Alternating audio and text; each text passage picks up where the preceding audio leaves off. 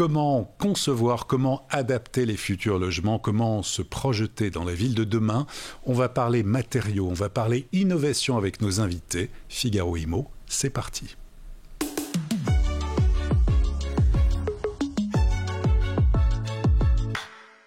Pour nous éclairer sur l'immobilier neuf et les innovations, les nouveaux matériaux, deux représentants d'opérateurs engagés dans cet immobilier durable, immobilier nouvelle génération au service de projets immobiliers justement durables et pour demain, pour la ville de demain.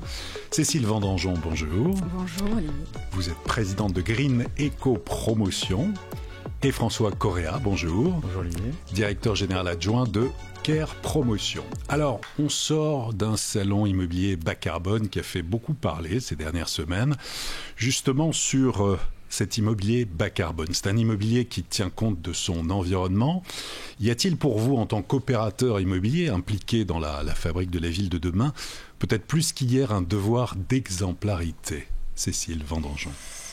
Tout à fait. En fait, on ne va pas construire, nous, aujourd'hui, des bâtiments et créer les passoires énergétiques dans 20 ou 30 ans. On a quand même un rôle qui est primordial à jouer. On sait que le bâtiment représente à peu près 23% des émissions de carbone. Donc, c'est considérable. Et on a vraiment un rôle à jouer dans ce sens.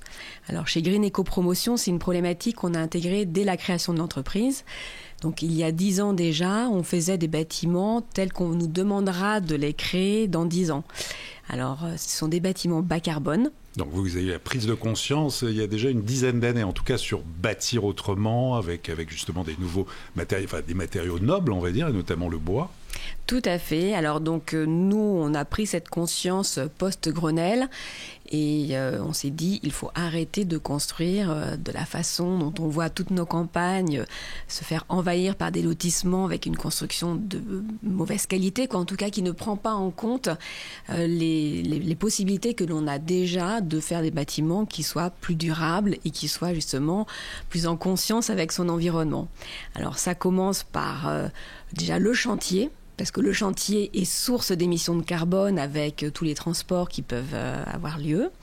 Après, il y a les matériaux qu'on utilise. Et comme vous dites, chez Green Eco Promotion, on a fait le choix du bois et des matériaux biosourcés pour isoler les logements. Donc ça, c'est des points qui sont très importants. Et puis après, il y a la question de l'énergie. Alors l'énergie, dans les bâtiments Green Eco, on essaye d'en consommer le moins possible. Et on essaye de consommer une énergie la plus verte possible. Très bien. François, alors, chez Care Promotion, la prise de conscience écologique et ce devoir d'exemplarité dans le neuf. Vous avez entièrement raison. Si je reprendrai les propos de Cécile, on a ce devoir-là, on construit pour l'avenir. On construit d'abord, notre mission, c'est d'accueillir des familles qui vont accéder à un toit, à un logement, et qui s'inscrivent dans la durée.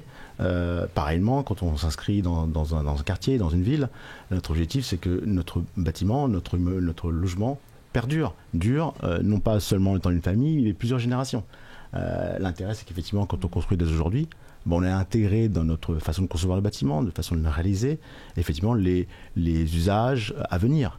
Déjà, les usages actuels qui sont nombreux aujourd'hui, les attentes sont fortes de la part de nos clients, en termes d'espace extérieur, en termes de végétation au sein de l'immeuble, d'espace de pleine terre pour effectivement apporter du rafraîchissement et du confort visuel également. Et puis les besoins de partage, d'espace partagé avec ses voisins, de créer du lien social.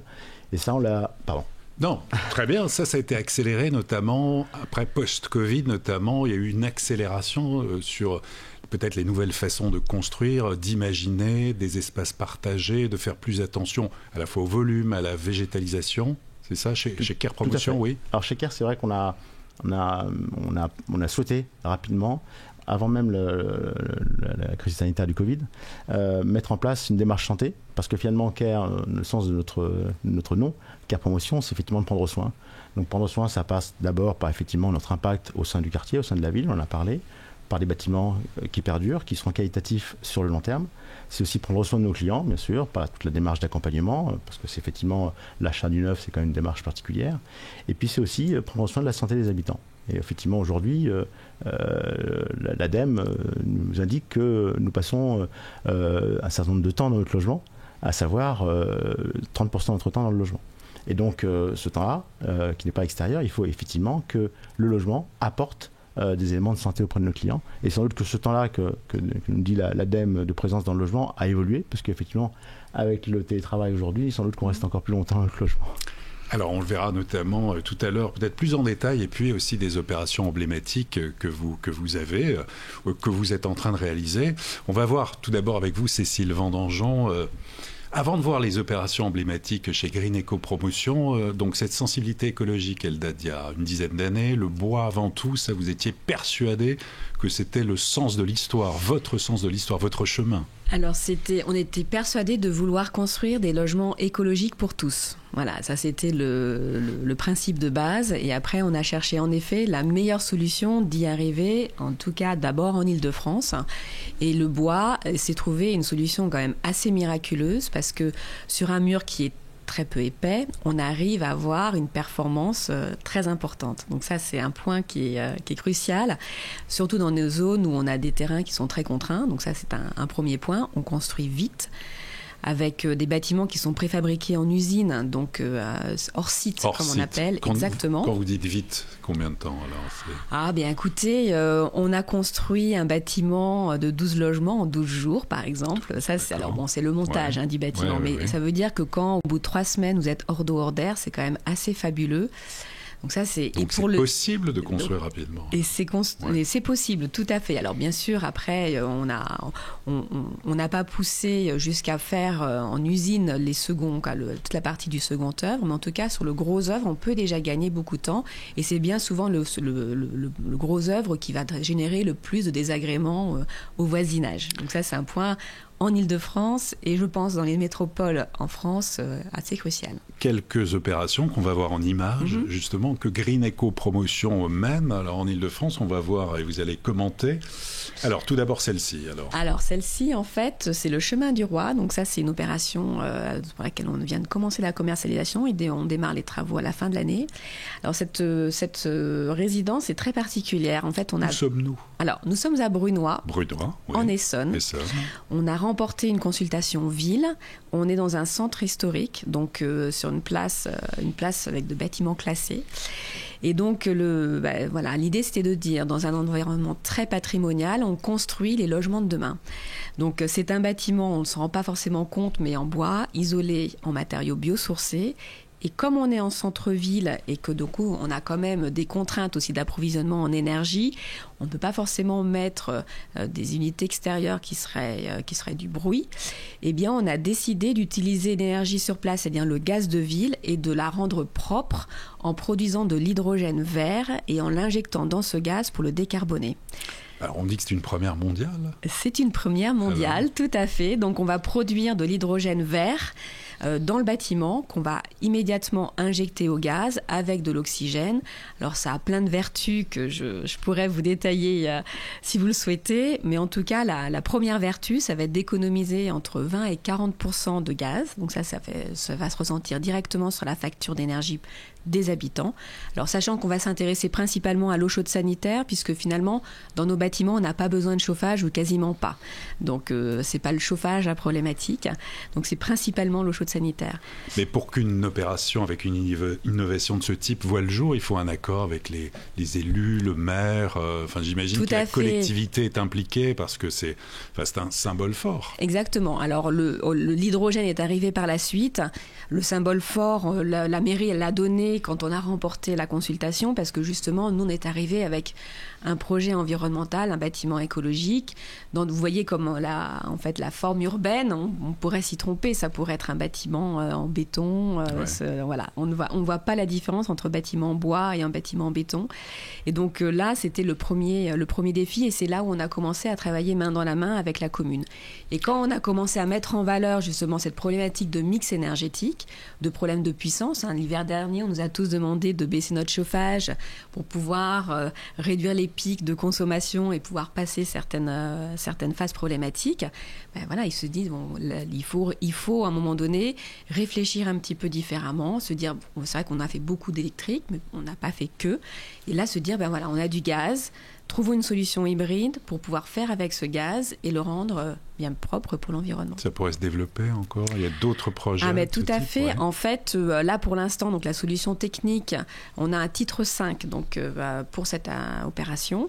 Et puis l'industriel qui est BDR Therma, qui diffuse cette solution, en fait, le fait en rénovation sur 2 bâtiments de l'armée aujourd'hui. Et après ça, en fait, la solution pourra être diffusée et deviendra complètement intégrée au calcul réglementaire. D'autres exemples d'opérations, alors là en bois, oui. Donc opération en bois, toujours en Ile-de-France. Tout à fait. Alors ici on voit une opération, c'est le fameux bâtiment où on a construit 12 logements en 12 jours. Alors c'était un bâtiment, vous voyez, qui existe depuis maintenant 7 ans. Ce bâtiment, il faut savoir que depuis la création de la copropriété, on a gardé un appartement témoin, donc on suit de façon assez précise les consommations. Le chauffage jusqu'en 2021 représentait 500 € par an pour les 12 logements. D'accord. Donc voilà, vous faites le calcul, c'est pas beaucoup par logement. Et désormais, on est plutôt aux alentours de 800 avec l'augmentation du coût de l'énergie puisqu'on est sur une solution solaire gaz. Voilà, donc on a un mix énergétique également qui intègre du gaz. D'autres projets? Alors on a délivré aussi des projets avec des nouveaux usages parce que c'est vrai que quand on parle d'écologie, vous parliez tout à l'heure de la façon de vivre son logement. Alors c'est vrai qu'à post-Covid, je pense qu'on a redécouvert son logement. Et donc maintenant les résidences sont des vrais lieux de vie et on y intègre donc des espaces partagés. Alors dans la petite résidence que vous avez vue, en effet, on a une petite laverie commune. Ça a un énorme avantage. Ça vous évite d'avoir l'équipement dans votre logement. Donc c'est autant d'économie d'énergie grise puisqu'on n'a que 3 machines pour 12 logements. Et également, ça fait des lieux de rencontre et de respect mutuel parce que quand on lave son linge sale avec le voisin, tout de suite on a des relations de voisinage un peu différentes. Et on a fait aussi des co-living parce qu'il faut savoir que en région parisienne et dans beaucoup de métropoles, on a une problématique de gens qui sont seuls. Donc 50% des foyers en Ile-de-France, c'est des foyers d'une personne. Et donc il faut mettre en place des solutions également pour intégrer ces personnes-là dans le logement, faire des logements qui soient petit parce que forcément les moyens sont plus restreints, mais où il peut bénéficier de beaucoup de confort et donc des espaces partagés, que ce soit une cuisine, une salle de télé, une salle de sport, et on se rend compte que c'est extrêmement vertueux parce qu'une personne qui habite dans un co-living, on va dire, va consommer 5 fois moins d'énergie qu'une personne qui habitera dans son studio. Très bien. Le confort des habitants, co-living, co-working, c'est quelque chose que vous connaissez chez Care Promotion. Mais tout d'abord, pour revenir sur le fait que vous avez été précurseur, notamment du label Santé Plus pour le logement, vous pouvez nous en redire quelques mots? Bien sûr. Effectivement, le label Santé Plus, c'est un label auquel on a travaillé avec des bureaux d'études spécialisés en santé dans le logement et en santé au sein de l'urbanisme. Et donc on a souhaité avoir une démarche holistique vis-à-vis de la santé dans le logement. Donc on va intégrer 11 items qui ont un impact et on va faire en sorte que ces impacts soient positifs auprès des habitants de nos résidences. Les 11 items, on peut les citer quelques-uns: la qualité de l'air intérieur, l'acoustique, le confort thermique, la lumière. On a cité tout à l'heure les espaces extérieurs également et également la nature. Donc ce sont des items qui peuvent avoir un impact vraiment positif auprès de nos clients vis-à-vis de leur santé. Et non seulement on s'engage, cette démarche-là, on la met en œuvre sur l'ensemble de nos opérations. Toutes les opérations Care Promotion sont labellisées Santé Plus. Avec donc cette obligation, on met en œuvre le référentiel contient 70 exigences. On va en mettre une trentaine en œuvre sur nos opérations pour obtenir le label Santé Plus. Et ces exigences, on va les choisir en fonction du lieu de l'opération, en fonction de l'usage effectivement de l'opération. Et non seulement c'est une démarche volontaire de la part de Care Promotion pour inscrire ces logements via ce label Santé Plus, mais en plus cette démarche, elle est contrôlée, certifiée par un certificateur indépendant évidemment, qui va contrôler en phase conception, en phase réalisation, la parfaite tenue de nos engagements. Donc ça, c'est un point important. 2 opérations emblématiques de Care Promotion, toujours en Ile-de-France. Alors on va aller du côté de Bussy-Saint-Georges et puis Saint-Cyr-l'École. C'est ça. Commentaire, on va voir en images. Alors, donc première opération, donc celle-ci, c'est l'opération de Saint-Cyr-l'École. Donc on commence par la deuxième, mais c'est pas grave. C'est on n'est pas loin de Versailles. Exactement. Yvelines, 78. On est très proche de Versailles, juste en face de l'école militaire, dans le 78. C'est une opération auquel on a répondu à une consultation opérée par Grand Paris Aménagement, qui a souhaité à ce qu'on travaille ensemble sur la réalisation de cette opération. Donc on est copromoteur également, non seulement Grand Paris Aménagement est aménageur, mais aussi copromoteur à nos côtés pour réaliser cette opération. Donc notre offre a été retenue parce qu'effectivement on met en œuvre un certain nombre de critères. Donc là, vous intervenez, c'est un nouvel écoquartier, donc coworking, matériaux durables, espaces naturels, ouverts sur l'extérieur, beaucoup de choses que vous développez. Exactement. Aujourd'hui, nous sommes tenus à la réglementation environnementale de 2020 et cette opération, l'objectif était d'atteindre les niveaux carbone de 2025. Donc il a fallu travailler effectivement à la conception de cette opération. Et aujourd'hui, on a souhaité diminuer donc l'impact des matériaux à carbone et les remplacer par des matériaux effectivement plus respectueux de l'environnement, comme du bois. Et donc, on a adopté une démarche en fait de construction vraiment particulière, en essayant de supprimer un maximum de béton. Et donc, en créant ce qu'on appelle des planchers champignons. Ouais. Les planchers champignons, donc en fait, nos planchers vont être pris uniquement par quelques poteaux avec une trame de 5 par 5. Et donc, finalement, un volume de béton vertical très réduit. On va réduire, grâce à cela, environ 30% du poids du béton sur l'opération. Et donc, effectivement, on va répondre à 2 critères. D'une part, la baisse du niveau carbone de la construction. Et ensuite, on va répondre à l'autre critère qui est effectivement l'évolutivité de cette opération. Parce qu'on va avoir des grands paliers vides de toute cloison séparative. Et donc, ils permettront effectivement demain de faire évoluer son logement, de faire évoluer des logements entre eux, et voire de changer d'usage carrément de cet espace. Et ensuite, voilà, effectivement, on diminue le poids carbone du béton et donc on augmente l'aspect vertueux de cette opération. Et on a mis du bois sur de l'ossature extérieure, en façade ou sur les toits terrasses. Donc là, on a l'ossature bois. Donc on a intégré également une démarche de biosourcé dans nos opérations. Et la deuxième opération, donc Bussy-Saint-Georges. Bussy-Saint-Georges, c'est une deuxième opération aussi d'un point de vue environnemental très poussé. On va construire à peu près de la même façon et on va rajouter, je voudrais rajouter 2 dimensions sur cette opération qu'on va retrouver sur les deux d'ailleurs, c'est nos espaces de coworking en pied d'immeuble. Ouais. C'est-à-dire qu'effectivement, on parlait tout à l'heure de qualité de vie et de lien social. Donc on va créer grâce à ces espaces au rez-de-chaussée de nos immeubles, des espaces qui font 4 mètres carrés. On va retrouver vraiment, c'est notre approche du télétravail. Finalement, on va offrir à nos clients, c'est un espace qu'on appelle en bas. Donc ils vont pouvoir travailler comme au bureau en bas de chez eux. Et l'idée, c'est un espace avec des bureaux, des sièges ergonomiques, avec un confort thermique, avec un confort acoustique, avec un photocopieur scanner. Donc tout l'équipement vraiment pour télétravailler dans de bonnes conditions.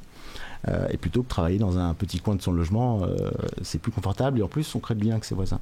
Ça, c'est un premier aspect qui reprend le label Santé Plus sur le lien social. Et un deuxième aspect, c'est qu'on a choisi sur cette opération, pour également l'aspect Santé Plus, offrir une qualité d'air supérieure à nos clients. Et donc on est passé par un système de chauffage performant et nouvelle génération où finalement on va passer par du vecteur air. C'est-à-dire qu'on va finalement libérer l'espace dans les logements des radiateurs. C'est un peu technique, mais bon. C'est un peu technique, mais très facilement, on va insuffler un air très doux et qui va, s'intégrer dans l'ensemble du logement. Et donc cet air, en plus, l'avantage, c'est qu'on va le préfiltrer. Donc on va également enlever toutes les particules fines qui vont permettre effectivement à nos clients de respirer un air plus sain dans leur logement. Alors, tous les deux, je voudrais vous faire réagir à l'Observatoire Figaro Imo9.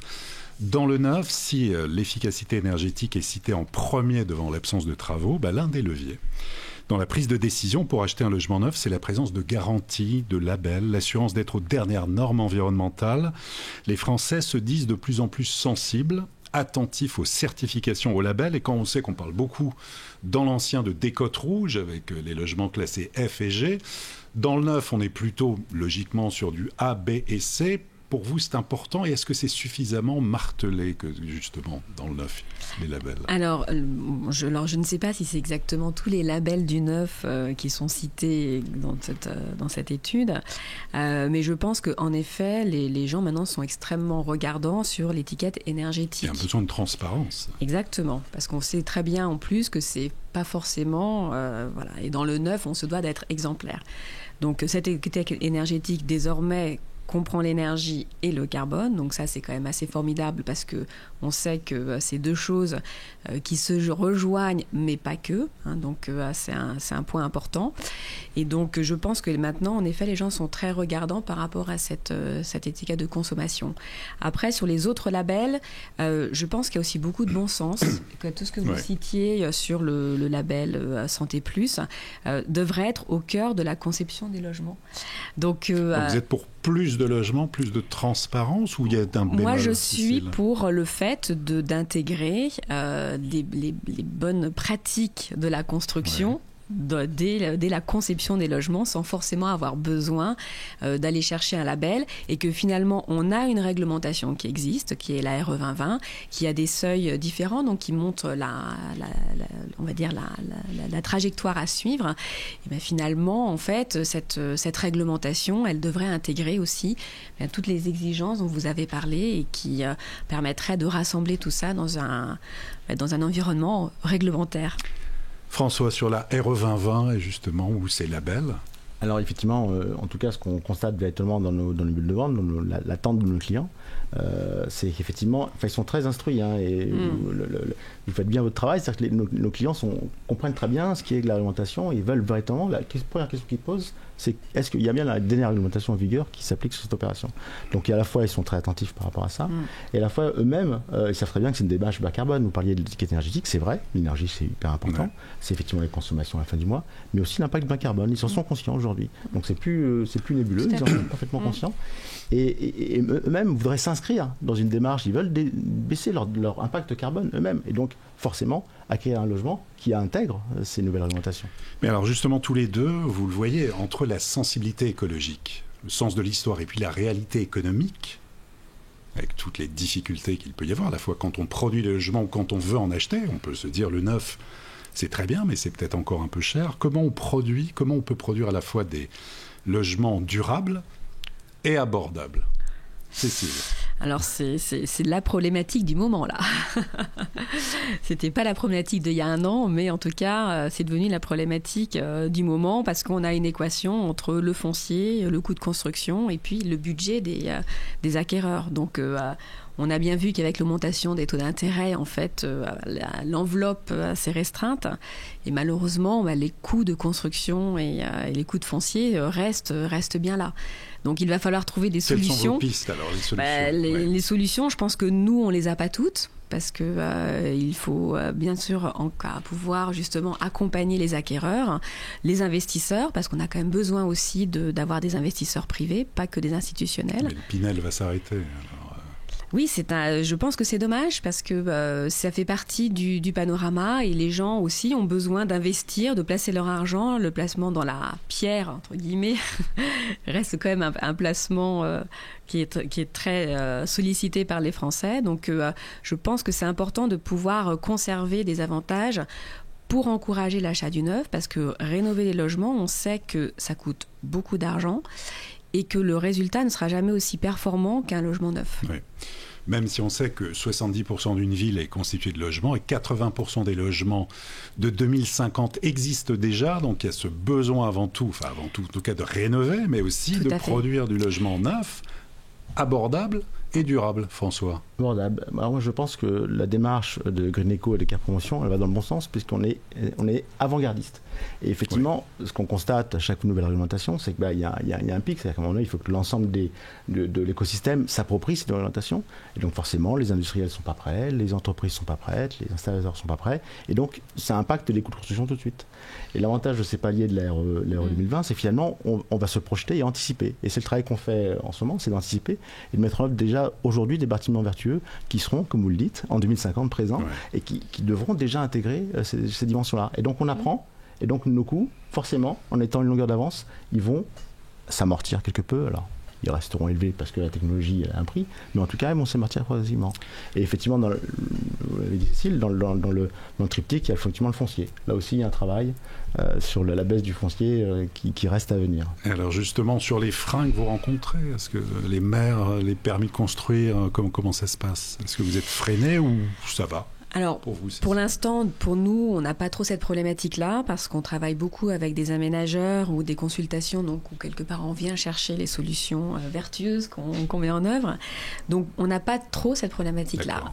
Maintenant, on va s'approcher bientôt d'événements un peu électoraux qui vont peut-être nous freiner, mais en tout cas, c'est pas une problématique que l'on rencontre spécifiquement. D'accord. François?